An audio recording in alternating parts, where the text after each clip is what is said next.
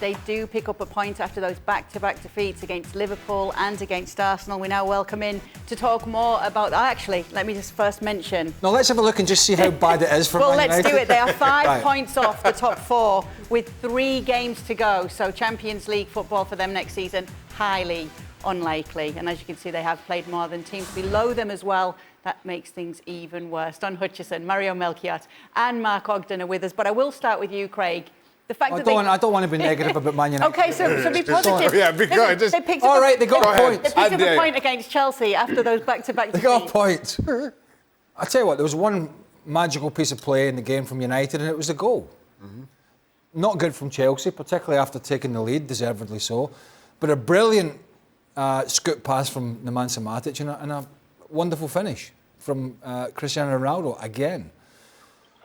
There lieth the end. What are we? We're not even in May yet in 2022. And my well of negativity on Manchester United has run dry. I'm going to the well today again, Shaq, and I can't find any words that I've not used this year already. It was embarrassing for long periods. I know they got a point, but it said more about Chelsea's finishing. It said more about their wonderful goalkeeper, who's back on form, but didn't have to make great saves. It said more about that than United. From box to box, from penalty area to penalty area, Chelsea completely dominated. It was embarrassing.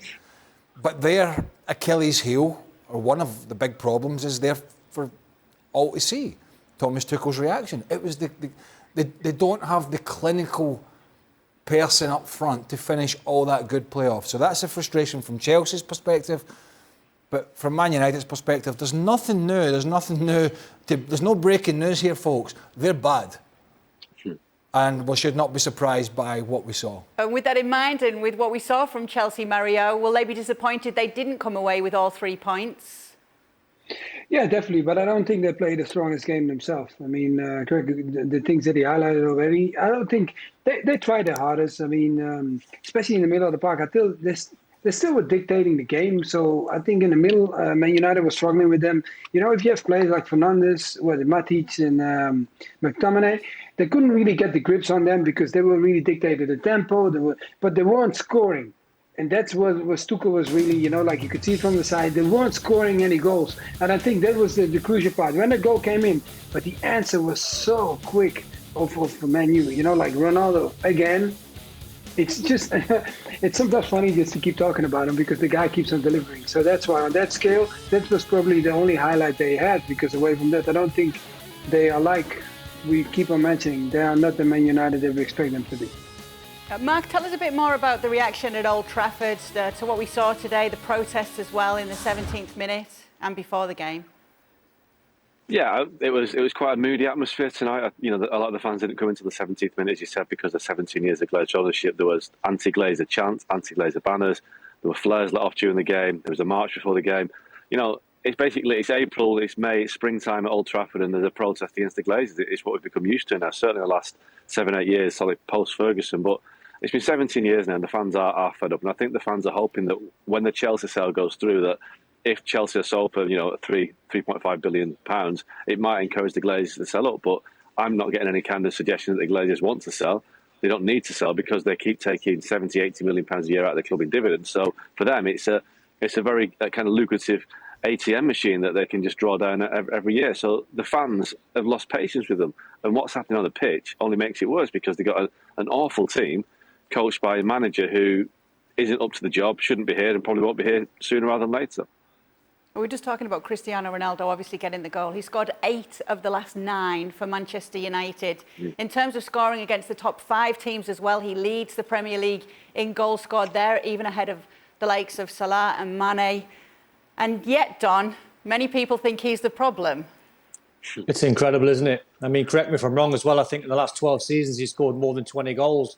I mean, where on earth would Man United be without Ronaldo? It's incredible because people, I think, look at the way the Liverpool play and Bayern played under Pep and Barcelona played under Pep, and it's all about high press and intensity. Well, you know you're not going to get that from Ronaldo at his age.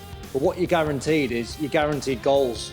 You know, he's turned himself from a winger stroke an attacking player into one of the most clinical number 9s in world football, and he's been that for, I don't know, 5, 6, 7 years.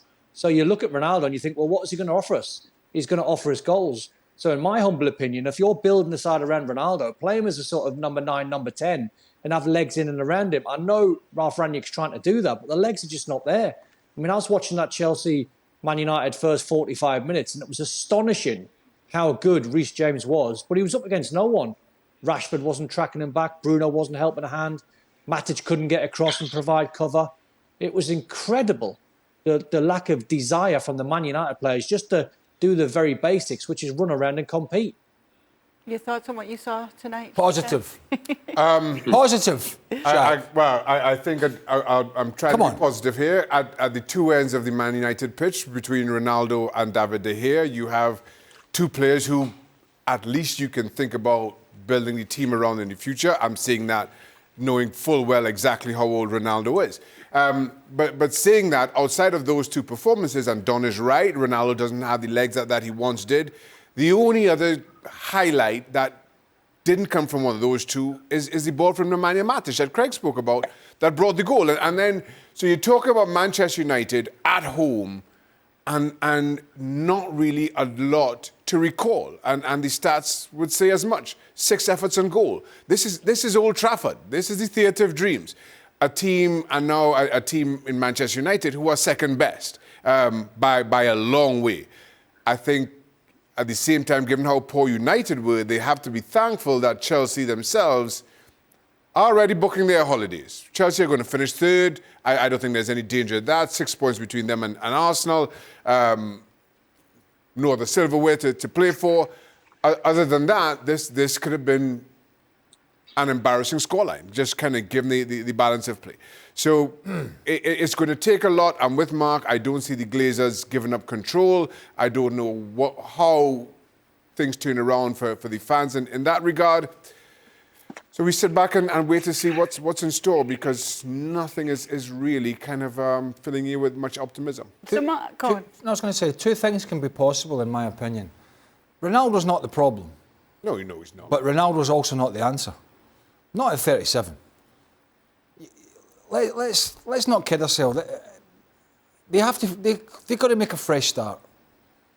So whether it's another year for him, and until you can make those signings to replace and replenish, maybe.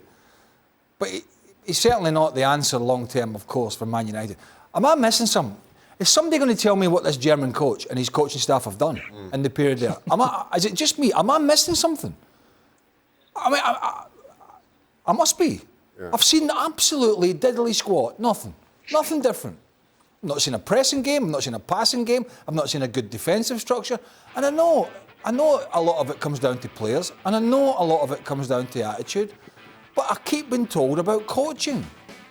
So yes, there are big problems, and yes, Rangnick has said this club needs open heart surgery. What the hell has he done on the field, on the training ground? I mean, to my eyes, unless anybody else is going to come up and smack it between my eyes and tell me, I've not seen anything of note from this coaching staff in the period that they've been in this football club. Nothing, not a thing. And there's been a lot of talk about Rangnick's future right now, reports linking him with the national team job at Austria.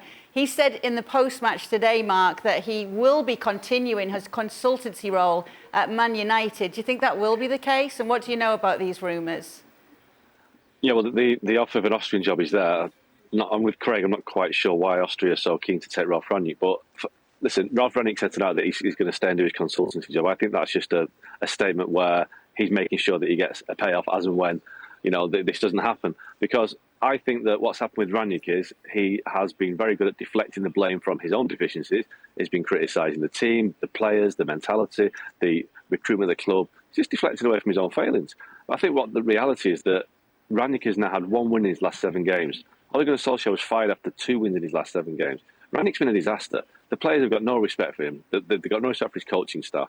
And I think that everybody's obviously killing time. And I think Rangnick has also upset people at the club as well with his so-called outspokenness. But he's all right identifying problems without finding the solution. And he's been very good at that. And I think he's carried the favour of the fans as well by saying these things. The fans think he's great. because he's saying things that need to be said, and he is saying things that need to be said, but he's doing it in a very clever way that means that he is not drawing attention to himself and his own shortcomings. You know, if United had got rid of Solskjaer a month earlier, which they should have done, and brought in Antonio Conte, this team would have been 3rd or 4th now. There's no way that it would have been 6th, possibly 7th. The board, Ed Woodward at the time, have led to this situation. They appointed the wrong man to replace Solskjaer, and they're reaping the whirlwind of that now. Just more and more bad decisions all the way. And we hope for United sake that Erik ten Hag is a good decision, but, you know, time will tell. Thank you very much for watching ESPN FC on YouTube. For more highlights, analysis and exclusive content, be sure to subscribe.